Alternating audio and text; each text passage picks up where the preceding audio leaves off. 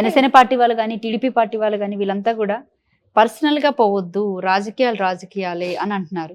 మరి ఇప్పుడు వీళ్ళు చేసేది ఏంటంటే ఇక్కడ అంతా చూస్తుంటే ఆడోళ్ళం, ఇప్పుడు గతంలో కూడా మీరు అన్నట్టు మహిళలే ఇక్కడ విజయవాడలో జరిగినటువంటి సభలో ఒక అమ్మాయి ఇల్లు పట్టా ఇస్తే అమ్మాయి చనిపోయేంత వరకు పెట్టబడ్డారు. చనిపోయేదాకా ఏమేం పార్టీలు ఇన్వాల్వ్ అయ్యో మనం చెప్పలేము, అవును, మనకు తెలియదు అనుకోండి. అవును, కానీ ఒక మహిళ ఒక నవ్వుతూ ఒక స్టేట్మెంట్ ఇచ్చినందుకు, ఈవెన్ శ్యామల సూసైడ్ చేసుకునేంత వరకు, యాంకర్ శ్యామల సార్ తన ఇష్టం, అది తను ఏ పార్టీకి సపోర్ట్ చేయాలనుకుందో తన ఇష్టం. తను పర్సనల్ గా ట్రోల్ చేయాల్సిన అవసరం లేదు. ఏం అవసరం? ఫోటోస్ మార్పించేసి మహిళలు ముఖ్యంగా ఈ రోజు మన ఇద్దరం కూర్చున్నా అంటే మన ఇద్దరం కూడా రేపు నేను గతంలో కూడా కొన్ని చూసాను, నేను కొన్ని మాట్లాడాను కూడా. నేను లక్ష్మీ పార్వతి గారిని ఇంటర్వ్యూ చేశాను, నేను రోజా గారిని కలిశాను, నేను మహిళా నేతల్ని సీతక్కని కలిసాను నేను అన్నప్పుడు కూడా ఆడవాళ్ళని పర్సనల్ గా మనం ఇప్పుడు ఇలా చేయడం వల్ల ఏమైందంటే రేపు మహిళ రాజకీయాల్లోకి రావాలి అంటే సమాజంలో లేదా ఒక పేరున్న ఒక పేరు వచ్చే స్థాయికి ఎదగాలి అంటే భయపడిపోతుంది.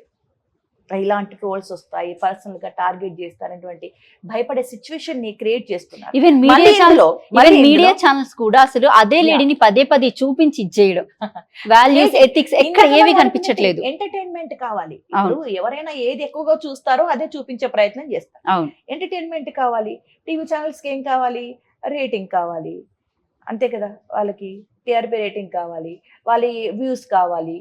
ఏ టాపిక్ ఏది ఎక్కువగా చూస్తున్నారో అదే టాపిక్ నుంచి మాట్లాడే ప్రయత్నం చేస్తారు, అంతే. ఇది రాజకీయంగా ఎదగాలి అంటే ఆడవాళ్ళని అడ్డు పెట్టుకోవాల్సిన అవసరం లేదు. నిజాయితీగా రాష్ట్ర ప్రజల శ్రేయస్సు కోరి రాష్ట్ర అభివృద్ధి దిశగా అడుగులు వేసి రాష్ట్ర సమస్యల మీద కొట్లాడి రాష్ట్రాన్ని ముందుకు తీసుకువెళ్లే ప్రయత్నం చేస్తే చాలు, ఎవరైనా మంచి లీడర్ అయిపోతారు. వాళ్ళు లీడర్ అవ్వాలి అంటే, వాళ్ళకు పేరు రావాలి అంటే ఒక మహిళని అడ్డు పెట్టుకోవాల్సినటువంటి అవసరం లేదు. ఒక మహిళ యొక్క క్యారెక్టర్ని ఎత్తి చూపాల్సినటువంటి అవసరం లేదు. ఒకవేళ అక్కడ ఏదైనా జరిగినా కూడా అది వాళ్ళ వ్యక్తిగతం, దాని గురించి మాట్లాడవలసిన అవసరం లేదు. ఏ సోషల్ మీడియాలో ఎంటర్టైన్మెంట్ అయిపోయింది, అంతే. రైట్. అయితే మరొక విషయానికి వస్తే కనుక ఈ రోజు అసెంబ్లీలో జరిగినటువంటి ప్రెస్ మీట్ లో కేటీఆర్ గారు చాలా కీలకమైన విషయాలు మాట్లాడడం జరిగింది. చాలా మంది బీఆర్ఎస్ లీడర్స్ అంతా కూడా కాంగ్రెస్ పార్టీలో చేరడం కూడా జరిగింది. అలాగే అంటే వీటన్నిటి మీద కూడా కేటీఆర్ గారు మాట్లాడిన విషయాలు కొంచెం అవతల పార్టీ వాళ్ళని కూడా ఇదైనట్టుంది. సో దాని గురించి అని చెప్తారు.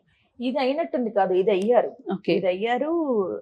ఈ రోజు రేపో ఏదో ఒక సమావేశం పెట్టబోతున్నారు. పార్టీ చేరికల మీద వస్తున్న భారీ విమర్శలకి ఒక సమాధానం చెప్పే ప్రయత్నంలో గవర్నమెంట్ ఉన్నట్టుగా తెలిసింది. అయితే కేటీఆర్ గారు చేసినటువంటి వ్యాఖ్యల్లో ఒక ఇద్దరు ఎమ్మెల్యేలు మమ్మల్ని బెదిరిస్తున్నారు, మీకు థ్రెట్ ఉందని చెప్తున్నారు, మీకు ప్రాణభయం ఉంది అని డిపార్ట్మెంట్ కి సంబంధించిన వాళ్ళే మాకు ఫోన్ చేసి చెప్తున్నారని ఎమ్మెల్యేలు ఇతని దగ్గర వాపోయినట్టు, కేటీఆర్ దగ్గర వాపోయినట్టు, అందుకే పార్టీ మారుతున్నట్టుగా కూడా మాకు చెప్పారని కళ్ళకు కట్టినట్టు కనిపించింది. గూడెం మైపాల్ రెడ్డి విషయాలు ఏం జరిగిందని ఇప్పుడు ఇదే నిజమైతే, ఒకవేళ బెదిరించి పార్టీని మారేలాగా చేస్తున్నారు అనంటే నిరంకుశత్వమైనటువంటి పాలన, అది తాత్కాలికమైనటువంటి గెలుపు మాత్రమే.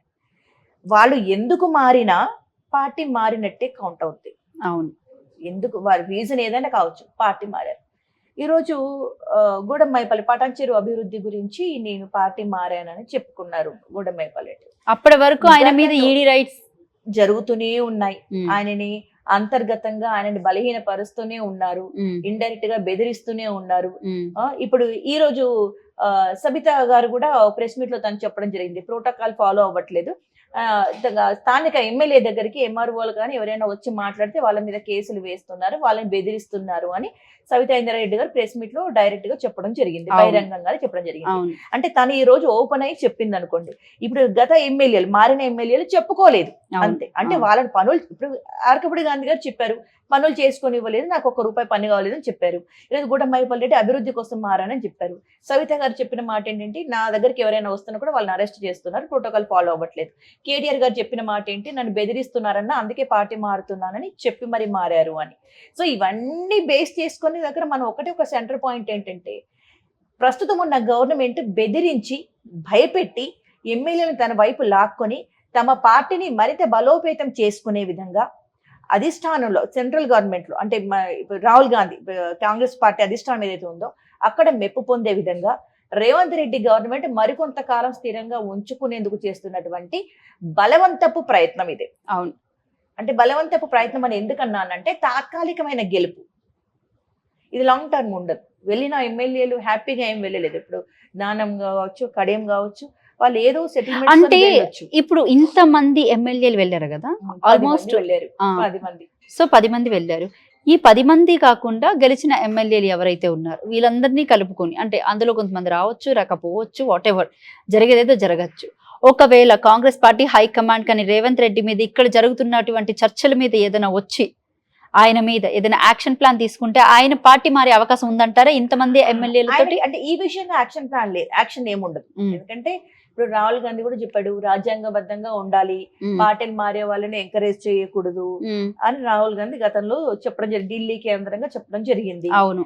కానీ ఈ రోజు అంటే కాంగ్రెస్ పార్టీకి సంబంధించి ఎక్కడ కూడా 5 years గా ఒక సీఎం ఉన్నట్టు ఎక్కడ కూడా మనకు కనిపించలేదు.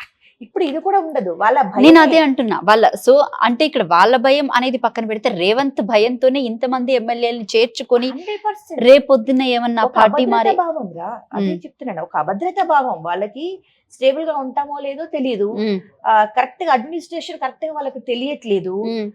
ఈవెన్ వాళ్ళ దగ్గర ఉన్న మంత్రులు ఇప్పుడు బీఆర్ఎస్ లో కేసీఆర్ చెప్పాలి అందరు వినాలి, అవును ఓకేనా, లేదా కేటీఆర్ చెప్పాలి అందరూ వినాలి, లేదా హరీష్ చెప్పాలి మిగతా వాళ్ళు వినాలి.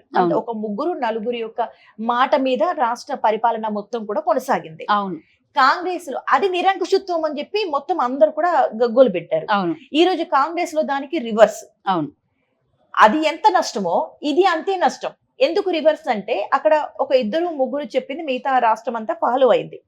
ఇక్కడ కాంగ్రెస్ లో ఎవరికి వాళ్ళే మోనార్క్. ఇక్కడ ఇక్కడ ఉన్న వాళ్ళంతా సీనియర్ నాయకులు, ఎవరికి వాళ్ళే, అందరికి సొంత నిర్ణయాలు ఉంటాయి, అందరి తమది నెగ్గాలనేటువంటి ఆలోచన ఉంటది, తమ ఎవరి ప్రణాళిక వాళ్ళకే ఉంటది. రాష్ట్రం ఒక తాటి మీదకి రావడానికి కొన్ని పార్టీ లీడర్లందరూ కూడా ఒక తాటి మీదకి రావడానికి చాలా టైం పట్టుద్ది. ఇది కష్టం. ఇక్కడ ఒక నిర్ణయానికి రావడం అనేది కష్టం. అదే అనిశ్చితి ఫ్యూచర్ లో కూడా కొనసాగుద్ది. ఇప్పటికీ రేవంత్ రెడ్డి సీఎం అయ్యాడు కాబట్టి మిగతా వాళ్ళంతా గ్రౌండ్ లో ఇంకా బయటపడట్లా, ఒక లావా లాగా అంతా జమ అయిపోతుంది అంతే. పార్టీ నుండి వేరే పార్టీ నుండి రేవంత్ రెడ్డి అనే వ్యక్తి చాలా అంటే చాలా తెలివైన వాడు. ఓ పక్కన అమిత్ షాని కానివ్వండి, ఓ పక్కన మోడీని కానివ్వండి, ఇంకో పక్కన చంద్రబాబు నాయుడుని కానివ్వండి, ఇలాగ ఎక్కడికక్కడ తనకి సంబంధించిన వరకు తన సీట్ ని కాపాడుకోవడానికి ఎగ్జాక్ట్లీ ప్లాన్ అనేది కరెక్ట్ గా చేసుకొని ముందుకెళ్తున్నాడు. ఎగ్జాక్ట్లీ అది సక్సెస్ అవ్వదు. ఎందుకంటే మనిషికి ఒక స్థిరమైన ఆలోచన ఉండాలి. అవును. మోదీతో అమిత్ షాతో మంచి మాటతో ఉంటున్నామంటే రాష్ట్ర అభివృద్ధి కోసం కేంద్రంతో సమన్వయంగా ఉండాలి అనేది ఒక మినిమం లాజిక్. చంద్రబాబుతో నీకు గురువు కాబట్టి నేను గురువు భక్తి అనేది చూపించుకుంటాను అంటాడు. ఇవన్నీ ఏమైనా చూపించుకోరా. ఇప్పుడు బయట రాష్ట్రానికి సంబంధించి నువ్వు ఎవరితో ఎలాగైనా ఉండు, రాష్ట్ర ప్రయోజనాల గురించి నువ్వు ఫస్ట్ ఆలోచించాలి కదా.